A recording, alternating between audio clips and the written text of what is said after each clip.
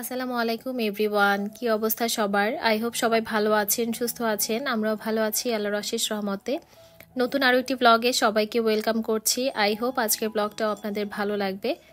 তো সকাল থেকে এই ব্লগটা শুরু করেছি। আমার যে সিঙ্ক এরিয়াটা আছে, সিঙ্কের কলটা আর কি, সেই কল থেকে কয়েকদিন ধরে পানি পড়ছে না, একদমই কম কম করে পানি পড়ছে। যে পানি দিয়ে আসলে কোনো কাজই করা যায় না, প্লেট বাটি এগুলো কিছুই ওয়াশ করতে পারছি না। তো নিচে যে সিঙ্কটা আছে, মানে নিচে যে পানির লাইন দিয়েছি আমি, সেখানে তো হাঁড়ি পাতিল ওয়াশ করি, বড় বড় হাঁড়ি পাতিলগুলো রান্নার পরে। তো সেখানেই আর কি প্লেট বাটি ওয়াশ করছি এখন। তো এখন তো বাসায় কেউ নেই যে একটা লোক এনে তারপর এই যে কলটা ঠিক করব। তো আব্বু নেই, আমার হাজব্যান্ডও নেই, তো সব কিছু মিলিয়ে এখন আর কোনো লোকও এনে ঠিক করাতে পারছি না। তো এভাবেই আর কি চলছে এখন। তো রাতের বেলা আমি এই প্লেট বাটিগুলো ওয়াশ করে তারপর নিচে এভাবে ঝুড়িতে রেখে দিয়েছিলাম। এখন সকালে আর কি এগুলো একটু গুছিয়ে নিচ্ছি আগে। খুশখুশানি কাশি যে কি পরিমাণ একটা খারাপ জিনিস, যেটা আসলে বলে বোঝাতে পারবো না। মানে একটু পরপরই দেখা যায় কাশিটা বাড়ে। তো যাই হোক, এই তো হঠাৎ করে কিন্তু ঠান্ডা পড়ে গিয়েছে। সকালবেলা তো প্রচুর ঠান্ডা লাগে, মানে একদম মনে হয় যে শীতের পোশাক ছাড়া বেরই হওয়া যায় না। ঘুম থেকে ওঠার পরে তো বেশ অনেক ঠান্ডা লাগে, তারপর একটু যখন রান্নাঘরে আসি একটু কাজকর্ম করি তারপর আবার দেখা যায় গরম লাগে, এই জন্য সোয়েটার আর পরতে হয় না। আর আমি রাতের বেলা জানালা দরজা এগুলো সব আটকে রাখি, তাহলে আর বাইরের যে একটা ঠান্ডা বাতাস সেটা আর ভিতরে আসে না, এই জন্য একটু গরম গরম থাকে আর কি রুমগুলো। তো যাই হোক, সবার প্রথমে আমি এখন একটু ভিনেগার খেয়ে নিব, মানে ভিনেগার আর পানি, কুসুম গরম পানি দিয়ে। তো এটাই আর কি, পানিটা গরম করে নিলাম। তো পানিটা একটু বেশি গরম হয়ে গেছে, এই জন্য আমি একটু ঠান্ডা পানি অ্যাড করে নিয়েছি এর সাথে। আর এখানে 1 টেবিল চামচ আমি ভিনেগার দিয়ে, অ্যাপেল সিডার ভিনেগার আর কি, আর হচ্ছে একটু পিঙ্ক সল্ট দিয়েছি। তো অ্যাপেল সিডার ভিনেগারটা কিন্তু এখন আর প্রতিদিন খাওয়া হয় না, দেখা যায় সপ্তাহে 2 দিন বা 3 দিন খাই।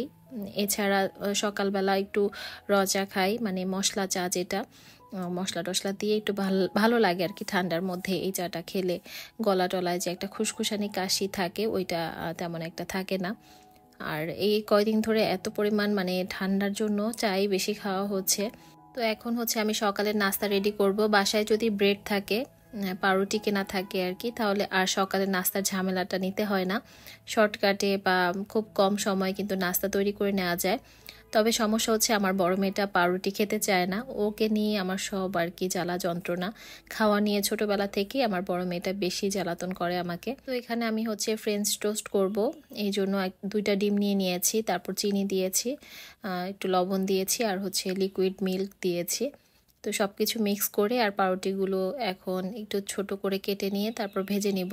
তো আমার বড় মেয়ে কিন্তু এইটাও খাবে না, মানে একটু মিষ্টি টাইপের যে খাবারগুলো সেগুলো আমার মেয়েটা খেতে চায় না। তবে নুডলস একটু ঝাল ঝাল করে নুডলস করে দিলে বা স্যুপ নুডলস করে দিলে সেটা আবার পছন্দ করে। তো ওকে বললাম যে স্যুপ নুডলস খাবে কিনা, সেটাও সে খাবে না। পরে হচ্ছে ডিম সেদ্ধ করে দিয়েছি আর পাউরুটি হচ্ছে একটু সস দিয়ে দিয়েছি, ওইটাই খেয়ে নিয়েছে। বাসায় হাজব্যান্ড যখন না থাকে তখন কিন্তু নাস্তার যে একটা ঝামেলা, রুটি পরোটা ভাজি এগুলো করার ঝামেলাটা থাকে না, তো একদম শর্টকাটে নাস্তা রেডি করতে চাই। তারপরও এই যে মাঝে মাঝে ছেলে মেয়েও কিন্তু অনেক ঝামেলা করে, এটা খাবে না সেটা খাবে না এরকম বলতে থাকে। আর নিজে যদি একা থাকতাম তাহলে তো আর নাস্তার ঝামেলাই করতাম না, শর্টকাটে যেটা রেডিমেড খাওয়া যায় সেটাই খেয়ে নিতাম। তো বাচ্চাদের জন্য, হাজব্যান্ডের জন্য কিন্তু আমরা মেয়েরা সবসময়, মানে বাচ্চা হাজব্যান্ড কি পছন্দ করে খেতে সেটাই কিন্তু সবসময় তৈরি করে দেওয়ার চেষ্টা করি। তো এখানে বাচ্চাদের নাস্তাটা তো রেডি করে নিলাম, এখন আমার নাস্তা রেডি করব। তো আমিও আজকে একটু স্যান্ডউইচ করে নেব ডিম দিয়ে, পাউরুটি দিয়ে। তো ডিম দিয়ে এভাবে ডিমটা পোস্ট করে তারপর হচ্ছে পাউরুটি উপরে দিয়ে একটু স্যান্ডউইচ করে নিব, এটাই। আর পাউরুটি আছে যেহেতু, এই জন্য নিজের জন্য আলাদা করে আর কোনো নাস্তা রেডি করলাম না। তো আমার আজকের ভিডিওটি যদি আপনাদের কাছে ভালো লেগে থাকে তাহলে প্লিজ ভিডিওতে একটা লাইক দিতে ভুলবেন না।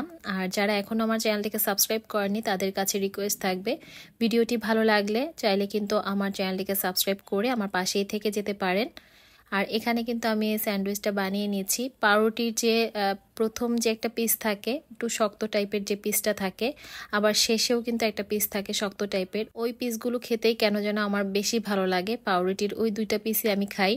আর বাচ্চারা তো ওই শক্ত পিসগুলো খায় না, হয়তো বা এই কারণেও আমার খেতে খেতে ওই পিসগুলোই ভালো লাগা শুরু করেছে।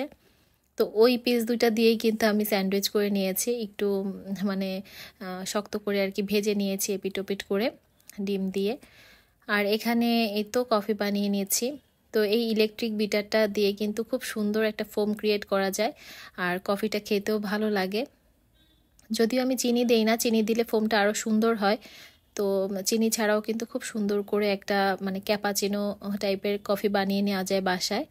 এই বিটারটার প্রাইস সম্পর্কে অনেক আপুরা জানতে চেয়েছেন। তো এটা 200 টাকা নিয়েছিল। আর এই কফি বিটারটা কিন্তু নন ব্র্যান্ডের, কোনো ব্র্যান্ড নেম এটার সাথে মানে এটার গায়ে লেখা নেই। এই জন্য কিন্তু একজন আপু কমেন্ট করেছিলেন আর কি এটা কোন ব্র্যান্ডের। তো এটা আসলে ব্র্যান্ড নেই কোনো। তো যাই হোক, এখানে কিন্তু আমার ব্রেকফাস্টটা রেডি করে ফেললাম। তারপর এই তো বাসার টুকটাক কিছু কাজ করছি। আসলে বাচ্চাদের পরীক্ষা, তো এই জন্য দেখা যায় সংসারের কাজকর্মগুলো ওরকমভাবে করে ওঠা হচ্ছে না। তারপর আমার এই যে এসিটা খুবই আর কি খারাপ অবস্থা, একদম শো শো আওয়াজ করছিল আর কি। তো ভাবলাম যে নেটগুলো হয়তো অনেক বেশি ময়লা হয়েছে, এগুলো একটু পরিষ্কার করে দিলে ঠিক হয়ে যাবে। তো নেটগুলো খুলে তো আমার মাথায় হাত এত পরিমাণ ময়লা ছিল। পরে আমি ভালো মতো ওয়াশ করে এই তো ড্রাই করার পরে এভাবে সেট করে দিয়েছি। তো এই তো এইগুলোই টুকটাক কিছু কাজ, যেগুলো আসলে একদম না করলেই হচ্ছে না, সেই কাজগুলো তো করতেই হয় প্রতিদিন। আর এগুলো তো আর খালারা করতে পারবে না, এই জন্য আমাকেই করতে হচ্ছে। তো আমার এই সিটার ঢাকনা যে উপরের যে পার্টটা, এটা ভেঙে গেছে। তো এই জন্য এভাবে আর কি খুব লাগাতে ঝামেলা হয়। আর এই তো ডাইনিং রুমের যে ফ্যানগুলো আছে, এগুলো কালো, তো অনেক বেশি ময়লা হয়ে যায়, খুব তাড়াতাড়ি আর কি নোংরা হয়। তো এগুলো ক্লিন করে ফেলেছি। আর এই যে ঝাড়বাতিটা, এটাও ক্লিন করতে হবে। এটা যখন থেকে লাগিয়েছি এরপর থেকে আর ক্লিন করা হয়নি। তবে আমি এক সোফা ক্লিন করার যে লোক এনেছিলাম, ওরা বললো যে ওরাও এই ঝাড়বাতিগুলো আর কি ক্লিন করে। তো আমার কাছে মনে হয়েছে ওই লোকদেরকে দিয়ে পরিষ্কার করালেই ভালো হবে, কারণ নিজেরা আবার ঝামেলা করতে গিয়ে যদি ওলট পালট করে লাগিয়ে ফেলি তাহলে আবার জিনিসটা নষ্ট হয়ে যাবে। এই জন্য ওই লোকদেরকে এনে ভালো মতো খুলে পরিষ্কার করে আবার ওরা সেট করে দিয়ে যাবে। তো আমার দুইটা ঝাড়বাতি আর কি পরিষ্কার করতে হবে।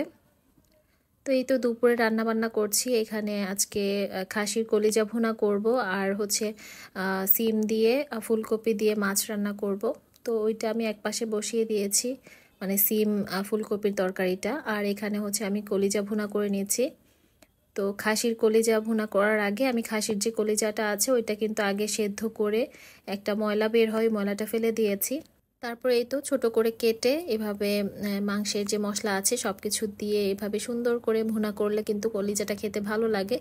যদিও আমি খাসির কলিজা খাই না, আমি হালাল খাবারের মধ্যে যা যা হালাল আছে আর কি খাবারের জন্য সব কিছুই খাই, শুধু দুইটা খাবার বাদে। একটা হচ্ছে খাসির মাংস, আর হচ্ছে পাঙ্গাস মাছ, এই দুইটা আর কি আমি খাই না।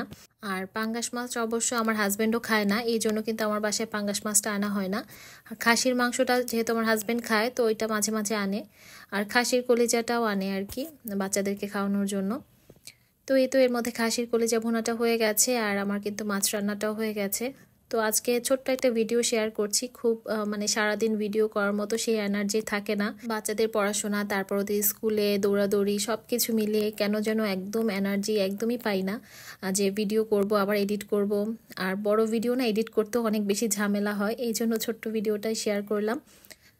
তো আশা করছি আজকের ভিডিওটা আপনাদের কাছে ভালো লেগেছে। অবশ্যই কিন্তু কমেন্ট করে জানাবেন যে ভিডিওটা আপনাদের কাছে কেমন লেগেছে।